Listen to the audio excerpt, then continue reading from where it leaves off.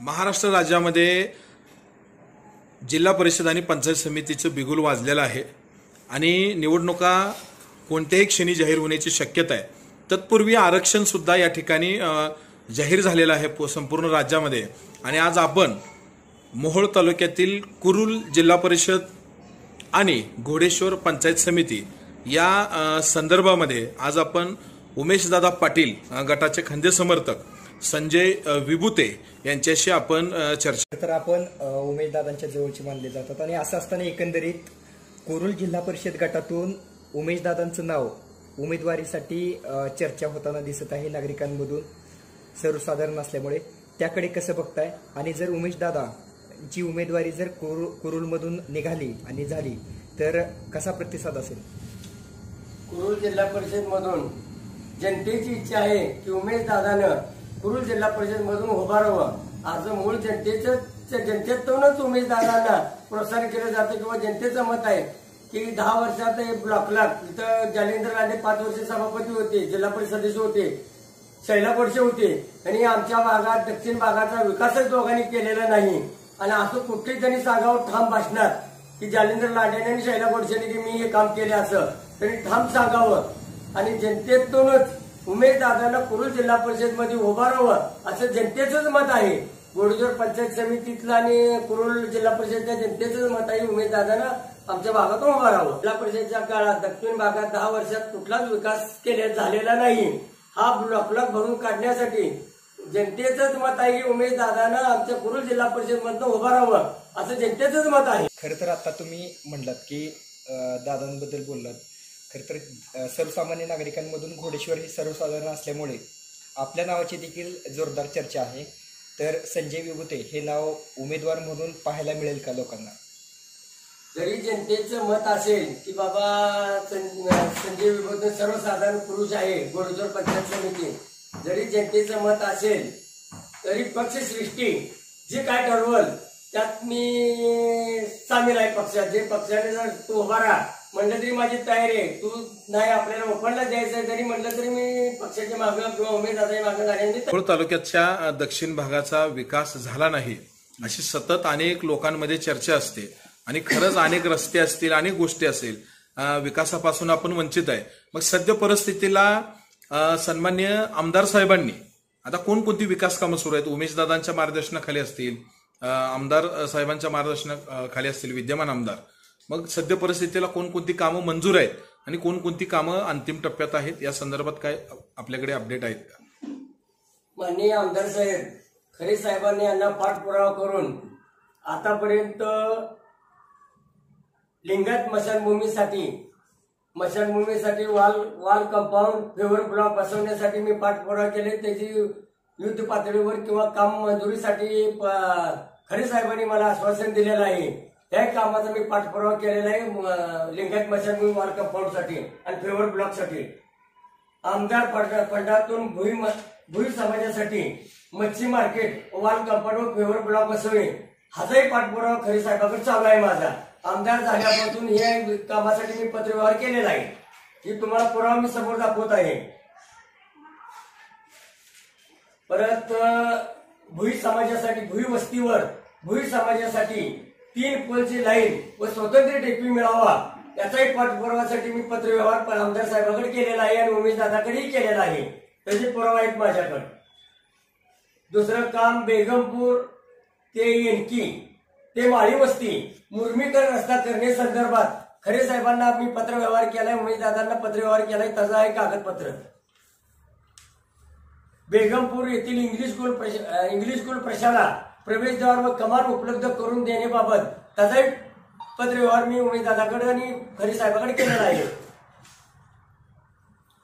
Solapur Kolhapur national highway toll नाक्यापासून येनकी रस्त्याला जाणारा कॅनल त्याच्यावर साईड पट्टी डिवाइडवर क्रमांक 9 मधील रस्त्यावरील मुर्मीकरण करण्यासंदर्भात त्या रोडला 100 वस्ती आहेत, त्यांच्यासाठी हा रस्त्यासाठी मी पाठपुरावा आमदार साहेबांकडे आणि दादांकडे केलेला आहे। ते दादाकडे डेप्युटी मधून गोरे साहेबांकडून पत्रव्यवहार मी मागच्या 15 महिन्याखाली जसे जिल्हा परिषद ओपन झाले मी पत्रव्यवहार जे गोरे साहेबांना आणि उमेशदादांना खरे साहेबांना पत्रव्यवहार केलेला आहे।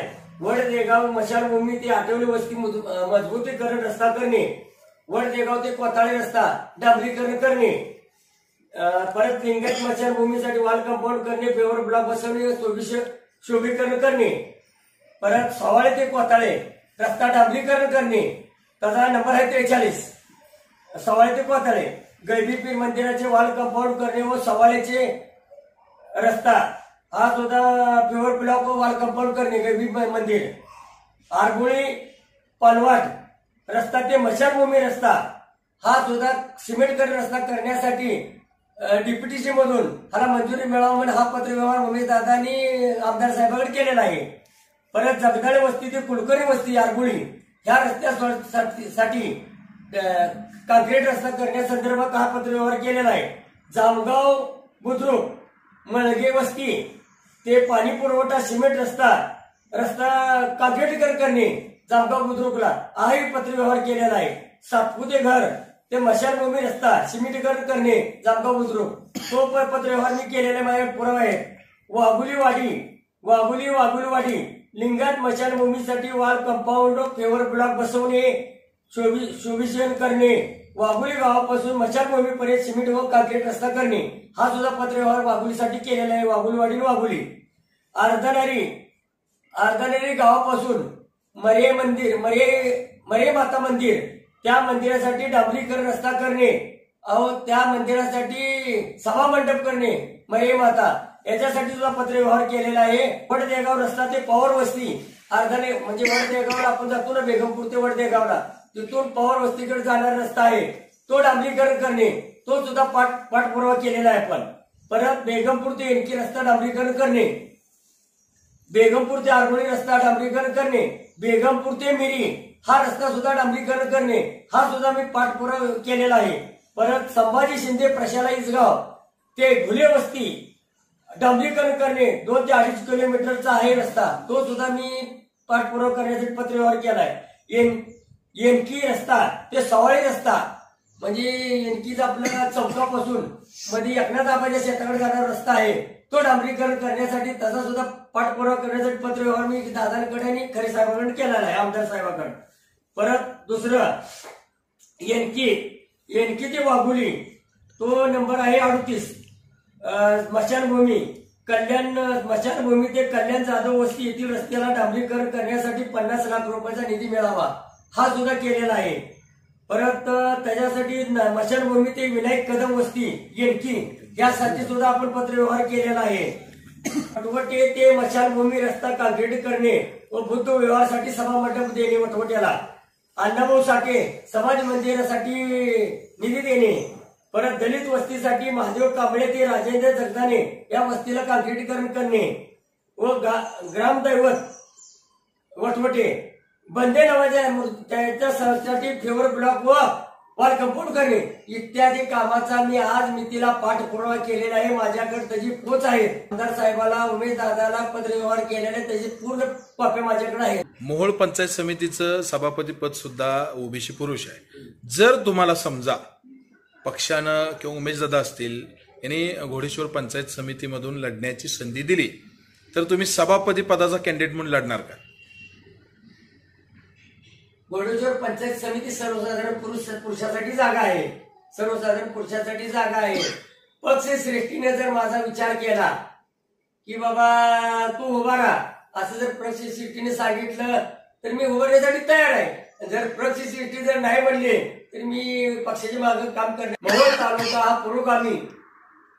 तालुका हा पुरोगामीचा तालुका आहे.